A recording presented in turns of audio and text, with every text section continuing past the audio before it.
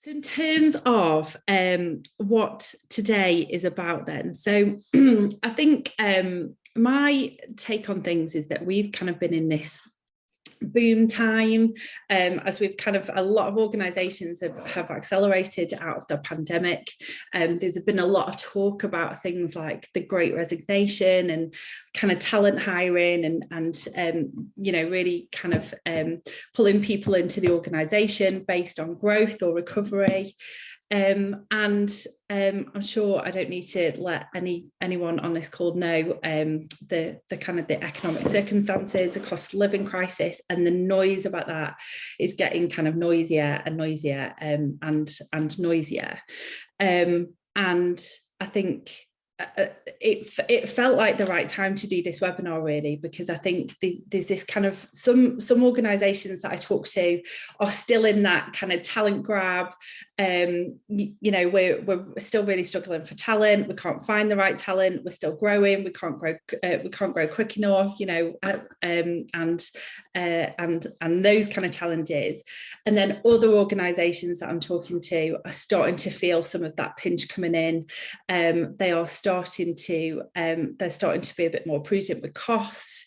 They're starting to consider headcount, for example, and so there definitely seems to be something shifting. I don't know whether, I'm sure, well, hopefully nobody spends as much time on LinkedIn as I do. I spent an awful lot of time on LinkedIn, but I've started to really notice now that some of the tone on the LinkedIn changing. There's been some more kind of chat, if you like, and announcements about people being made redundant. And that's really, you know, that's some really kind of signs that times are changing. And actually I've read a couple of articles that, you know, things might be dropping off a cliff. So, you know, I don't know why you guys have signed up to this call today. Maybe it's because you're anticipating something that's happening in the future. Maybe it's that you're already there and you're already going through this. But I hope that what we're going to talk about on the call today is useful. So I'm going to share a little bit about some of the signs that are there that we're heading into kind of more challenging times from an employee engagement perspective, and we'll also be sharing an employee engagement model that I hope kind of, well, I know that it works in great times and in more challenging times, and I'll kind of share that with you as well. Okay, so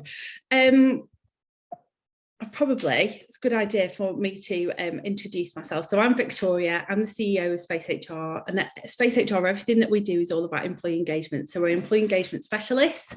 The work that we do is all about employee engagement, and we've built a tech platform that helps to capture employee feedback, anonymous employee feedback. So the work that we do is really about kind of driving employee voice into organizations, understanding really what's going on from an employee perspective and employee engagement perspective in an organization, and then using that feedback to amplify engagement, to amplify performance. And I kind of often joke at the moment that what I sell is often employee retention. So there's a lot in there of that in there as well. So that's work that we do at Space HR. I'm going to talk a little bit about employee feedback as we go through and how that can be really powerful, and I'll kind of dig a little bit deeper into that at the end.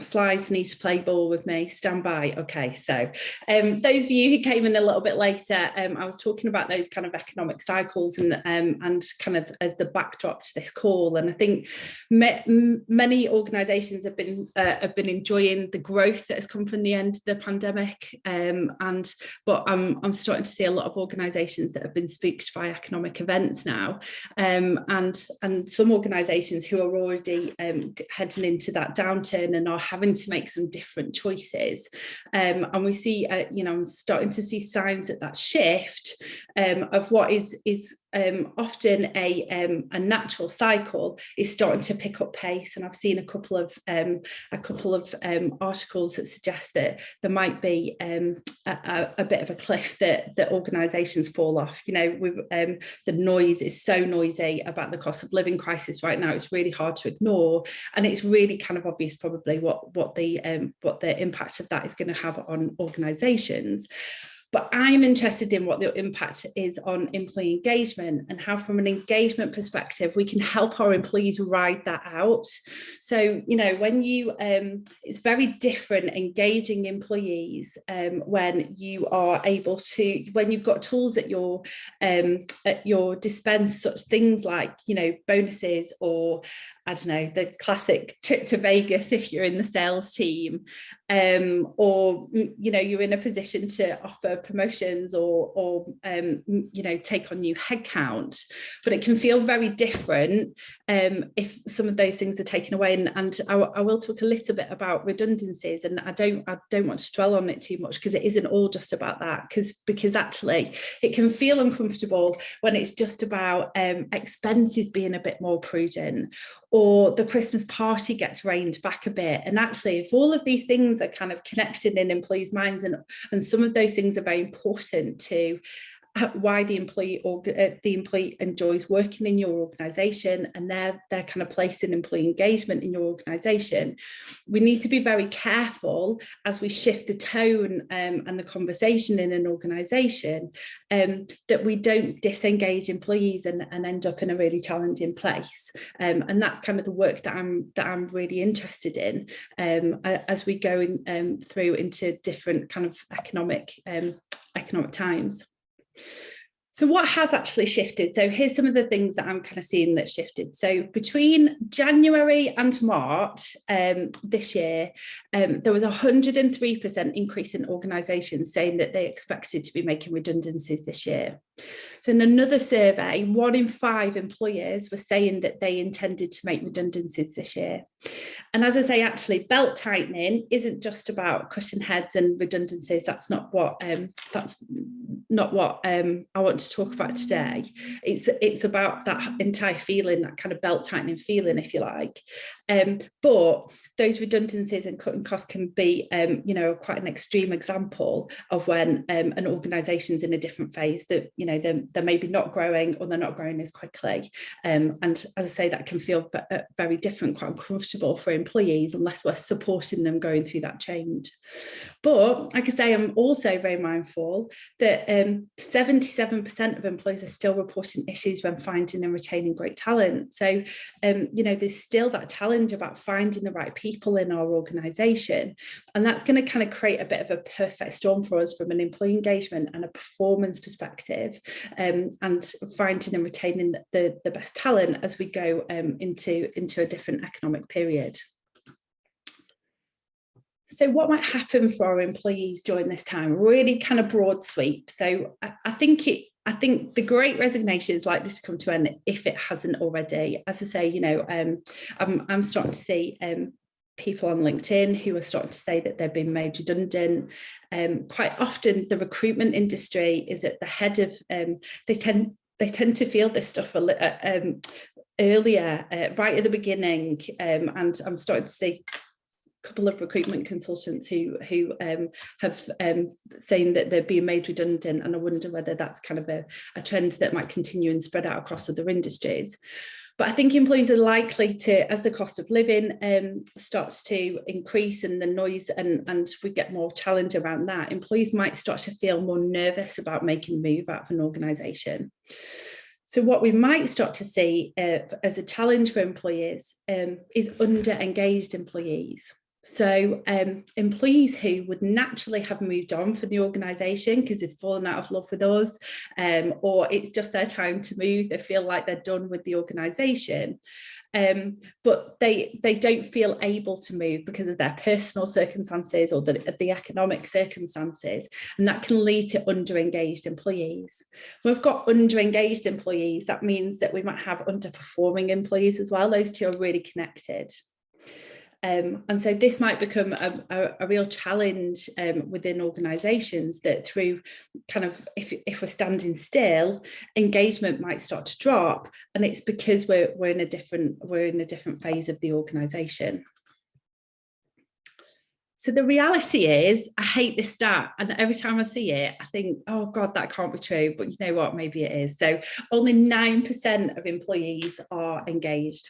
So there was a piece of research that was done recently where they reckoned that engagement rates in the UK are at record lows, and that only 9% of employees reported feeling enthused by their workplace. So why is this stat important? Well, one, it's important because it's pretty horrifying. But as we go through more challenging times, I often think about employee engagement as being like a bank account. So the more kind of funds, the more engagement we've got in our account, the more great things that we can do in our organisation. But sometimes we need to take out of that pot, just through kind of natural things. Maybe we change the terms and conditions, maybe we move the car park, or we couldn't pay bonus.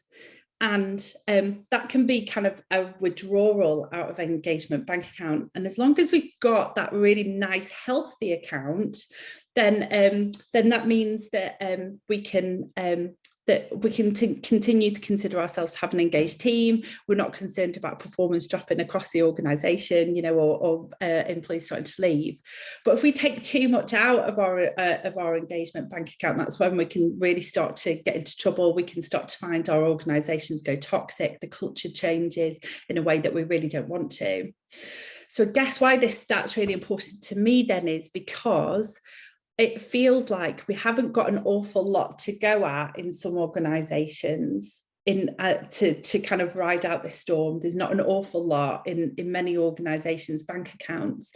So we do really need to be mindful about employee engagement and how we can really kind of bolster that and support our employees if we go through as we go through the next periods. So those really key challenges for HR teams and leaders then. I think that it's about navigating challenging times, and that's about, like I say, kind of taking our employees on the journey with us, and communication and really supporting that journey.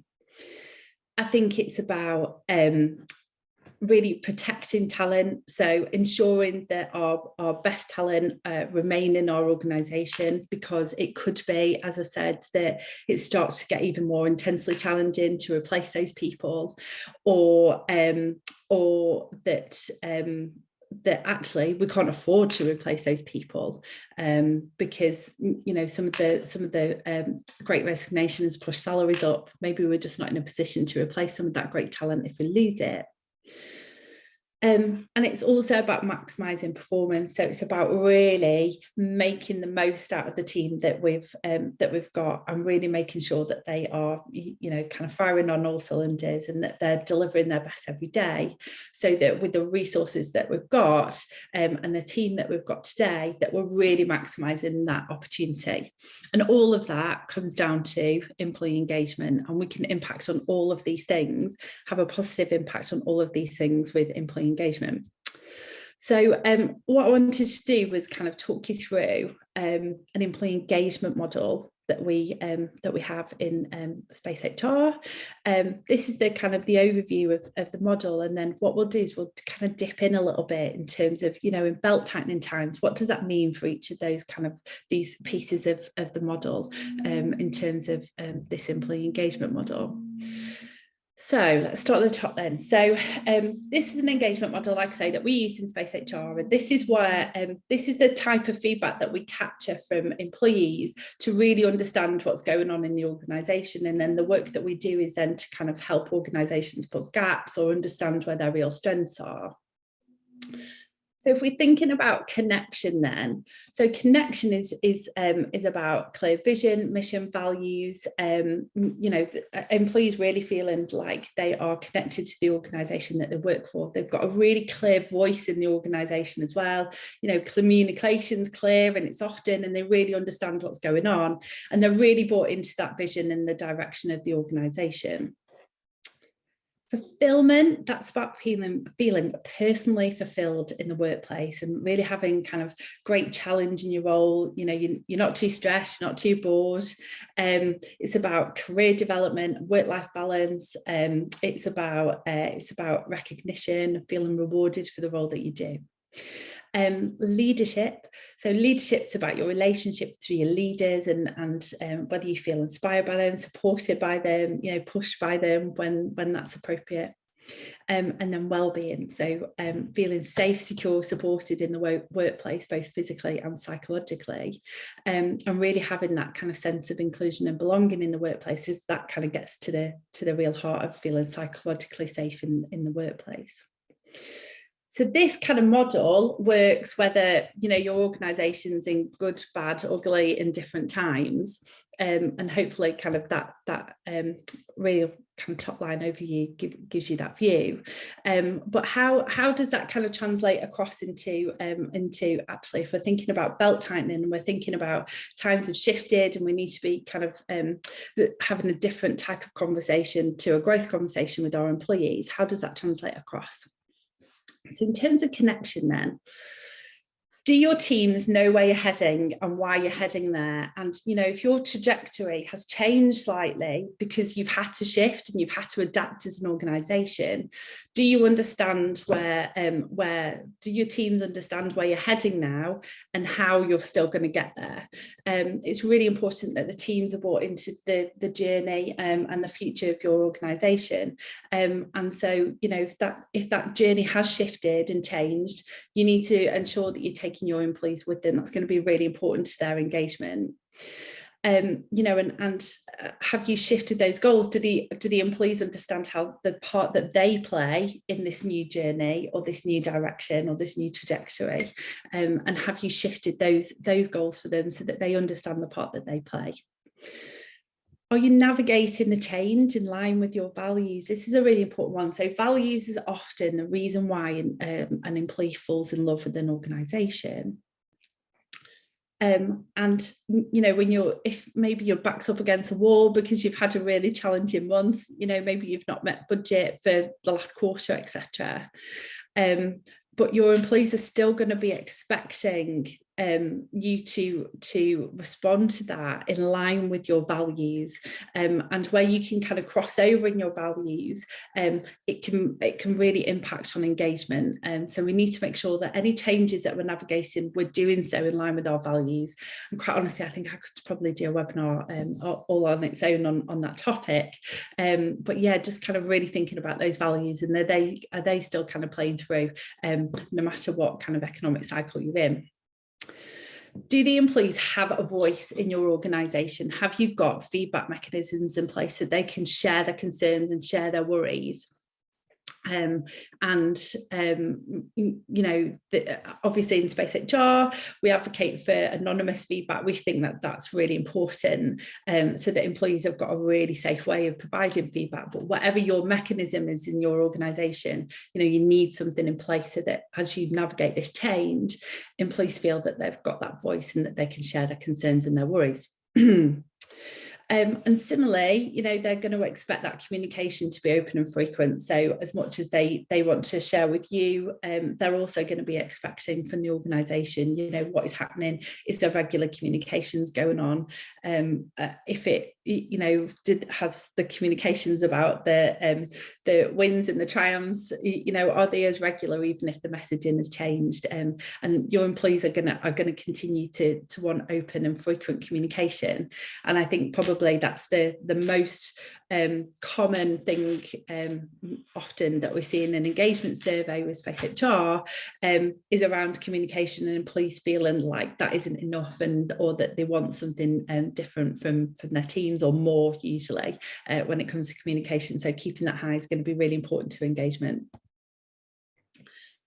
Fulfillment. So this is really about, I find that this is often the places where when budgets start to get a bit tighter, that some of this stuff gets kind of pulled back, and it can really, really impact on the employees, because it can be the stuff that employees really enjoy about an organisation, and we just need to be really careful that this doesn't shift and change too much. So you know, that culture of recognition. So kind of made a joke about the trip to Vegas, and you know, that's a really great that can be a really great example of a culture of recognition where we're kind of really celebrating wins.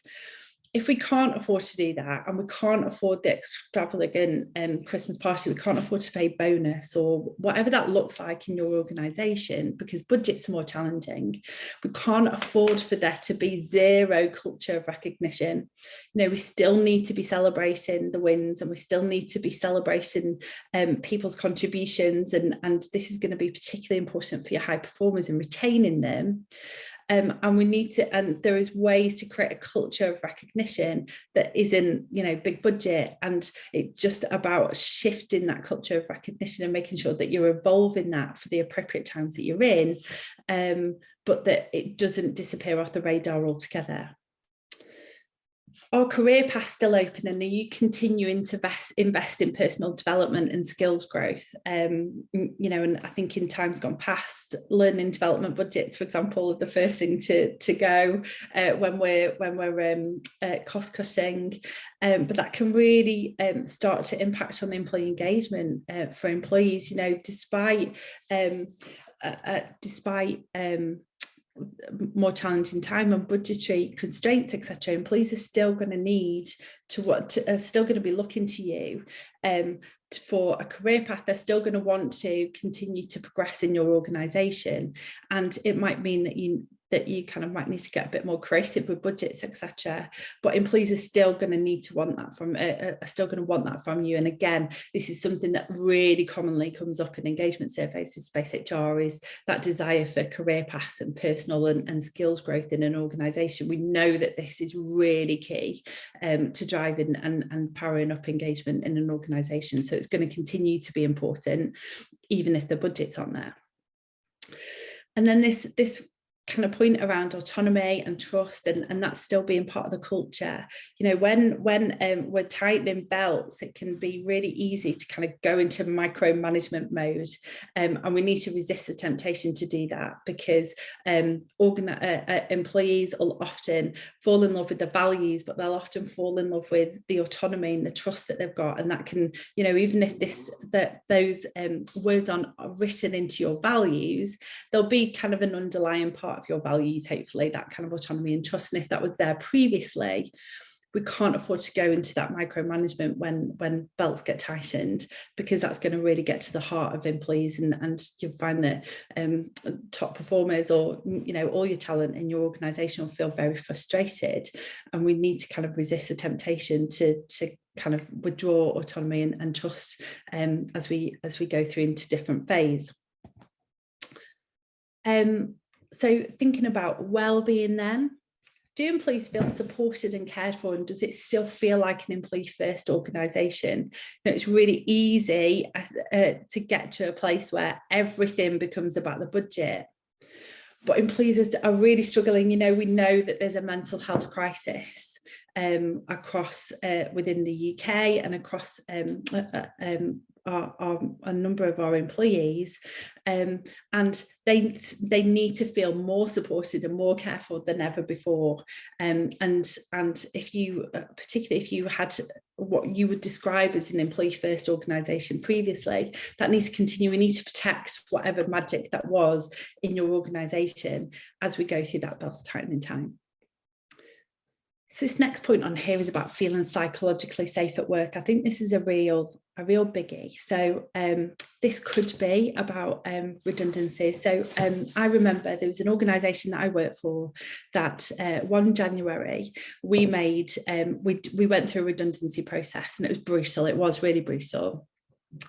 But for the next couple of Januaries after that point, our employees were expecting us to go through a redundancy process every January. And it was like this, it was in their minds, that was something that happened then every January, because we'd done it one time.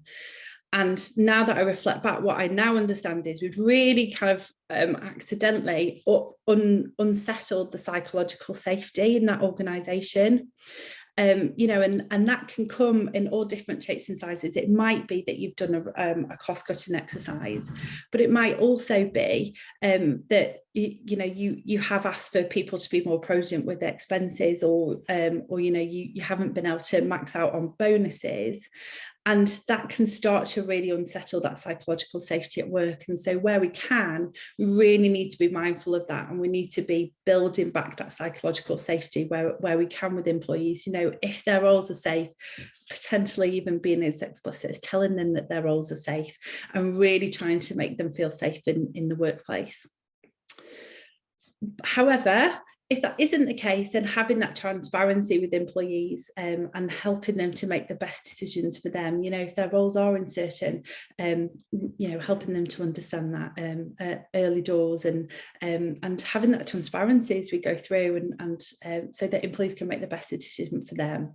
I think this last point on this slide is probably a bit of a soapbox of mine, and something that I've seen in the past of keeping DEBI's diversity, equality, belonging and inclusion, and really keeping this high on the agenda. You know, I have a number of organisations still see this type of work as a project, and projects tend to get put to one side when we're reining back in budgets. And but I think, you know, the work that organisations are doing, or that we're doing as individuals, or that we're doing across the UK in this area on belonging, inclusion, diversity, are so important to the individuals. I think you know, we can't afford for that to slip as just because budgets have been reined back in. And I guess you know, again, maybe that's another webinar all on its own, but I kind of plead with anybody out there to make sure that that's really high on the agenda, because for those individuals that directly impacts, that's going to be so key to employee to engagement and keeping that high. And then leadership then. So, you know, leaders really are key to success here, and you know, kind of leading in boom times can feel very different to leading in bust times, and leaders might need to adapt their leadership style to suit the circumstances. You know, leaders are there to bring out the best in their teams, and are they doing that in a different way? You know, they might have less tools, for example, in order to bring out the best in their teams. They might have less tools at their disposal, but are they still mindful that they need to be bringing out the best in their teams? As other HR leaders out there, that you know, maybe we need to be supporting our leaders in order to adapt their style and to lead differently in different economic circumstances. Leaders of leaders, the same, you know, thinking about your own leadership style and adapting that accordingly. And then are they using that opportunity to develop deeper trust within their team? You know, there is some real opportunities in there. But the employee feedback then, this is the kind of really key point, is that employee feedback is going to be critical as we go through this. So, you know, as we go through these different times and things start to change, you know, this is kind of a change curve. And really, this is where all those kind of green points are where we would be suggesting that you're checking in with employee feedback, and really making sure that you're tapping into the organisation to capture how employees feel as you go through these change curves and as you go through this transition, making sure that we really understand from an employee perspective how it feels, what gaps we've opened up, you know, what we're really great at from an engagement perspective, what we're suffering and some challenges. You know, we really advocate that feedback that you're capturing is anonymous and it's regular and it's really relevant to the point that you're in, whether that be good, bad, or indifferent, that you are really using employee feedback effectively to go through. You know, so whatever you are doing with employee feedback today, making sure that you're really using that in a smart way as you go through that kind of different economic cycles, and that if you haven't got something in place, that you're getting that in place and you're using that as a really fantastic insight tool as you go through those changes. So those key takeaways then, you know, the outlook has shifted. employee engagement is absolutely critical, and employee feedback is absolutely critical to the success of it. And if anybody wants to get in touch, keep chatting afterwards, please do. That's our website, my email address. If you would like to hear more of my Mancunian accent, my dulcet tones, and you can catch me on the HR Directors podcast as well. And I've also put up there a QR code for a feedback group that we have, that if you'd like to join the feedback group, then just hold your phone up to that QR code, and that'll take you through a short flow that'll register you to take part. It's a couple of questions that we send out every so often to do a bit of research with the leadership panel on all things employee engagement. But thank you so much. Thanks.